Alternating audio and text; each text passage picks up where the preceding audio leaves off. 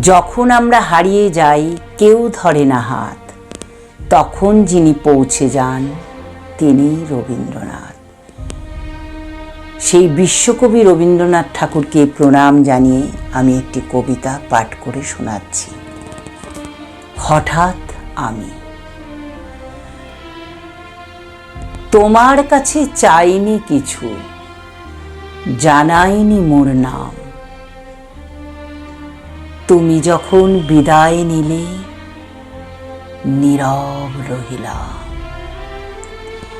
একলা ছিলেম কুয়ার ধারে, নিমির ছায়াতলে। কলস নিয়ে সবাই তখন পাড়ায় গেছে চলে। আমায় তারা ডেকে গেল, আয় গো বেলা যায়।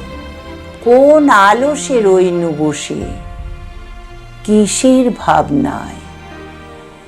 পদধ্বনি শুনি নাইকো, কখন তুমি এলে। কইলে কথা ক্লান্ত কণ্ঠে, করুণ চক্ষু মেলে।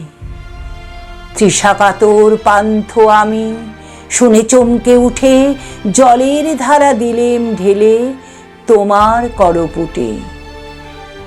মরমরিয়া কাঁপে পাতা, কোকিল কোথা ডাকে। বাবলা ফুলের গন্ধ ওঠে পল্লী পথের পাকে। যখন তুমি শুধালে নাম, পেলেম বড় লাজ। তোমার মনে থাকার মতো করেছি কোন কাজ। তোমায় দিতে পেরেছিলেম একটু তৃষার জল। এই কথাটি আমার মনে রহিল সম্বল। কুয়ার ধারে দুপুরবেলা তেমনি ডাকে পাখি, তেমনি কাঁপে নিমের পাতা। আমি বসে থাকি।